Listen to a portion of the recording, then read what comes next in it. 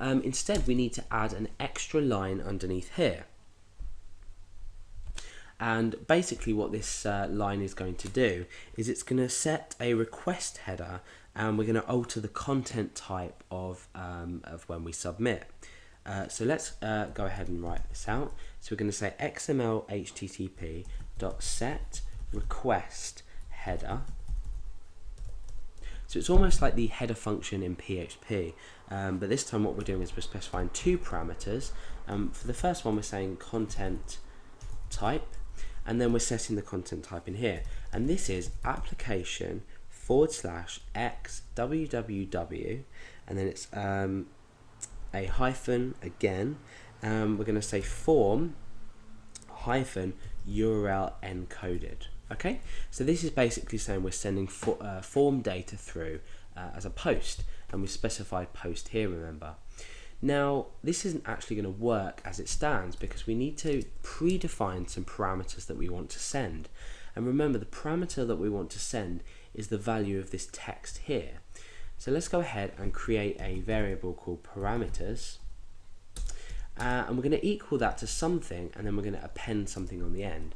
And the something here is what we want to be read as the post variable name. So I'm going to say this is text, and then I'm going to say that's equal to something. So what we can actually do is we can actually set this now to hello, for example, and we need to send these parameters through. Now this looks like get data by saying text equals hello. We can also say and something equals hello 2 or something like that. You know, we can send limited post variables through here. However, now we need to find a way to send these parameters through to our update.inc.php, because at the moment we've just put them into a variable. What we need to do is we need to actually put it into the argument of this send function here. So we're going to say parameters in there. So what this is going to do now is it's going to open this update.inc.php file ready to post data. We're changing the content type of the page so we can submit the post data successfully, and then we're sending the parameters through to the page, and that's about it. That should work. So because I've specified this post data as hello, the post variable name is text and the value is hello. All we need to do now is change this to post, and you can see that we would have posted this value through as post data. So hopefully this works. Let's click on submit, and you can see we've got hello. So now what we've done is we've achieved the whole point of the tutorial, and we've posted some data through using the post method. But obviously that's not good enough. What we're going to do is we're going to specify this to be the value of our text box here, so our text input type here. So we're going to say document.get element by ID, that thing I struggled with so much earlier, and we're going to say text, and then we're going to say dot value. So remember what we, oh no, we don't need the parentheses. So remember what we essentially echoed out earlier. So now what should happen is we should get this element by ID, which is text down here. We should grab the value of it and post it through to our update.inc.php. So it's a bit more dynamic now, so we can test the well, how dynamic this is. Let's just type in my name and click submit, and nothing's happened. Surprise, surprise, surprise. Okay, so the problem here is that I'm still in the frame of mind with PHP.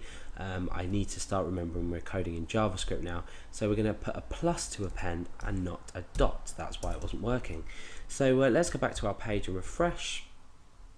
I'm going to type my name as I once did before, click submit, and we've posted this data through successfully. So whatever we type in here and we click submit is going to be posted through to our update.inc.php.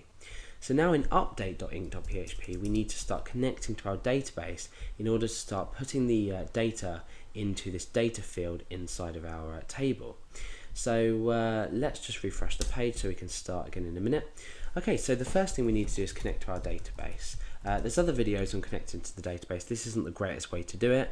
We may retrieve errors, etc, etc, etc. So refer back to my older videos or other videos to have a look. So this takes three parameters. We need the host, obviously. we need the username and we need the password, which for me is just blank at the moment. And then we need to select our database. So we've connected to our MySQL server, now we're selecting our database, and this is called Ajax. So if we go back over to our MySQL, PHP MyAdmin, our database is called Ajax. Now what we need to do is check if this post variable called text has been set. So we need to say if, and we use the isSet here, and we say if isSet post text do something, and this something is going to be, just for now, echo out OK, just to check that everything's working. So let's go back here and type in Alex and click submit, and we get an OK back here, so we know that this value has been set.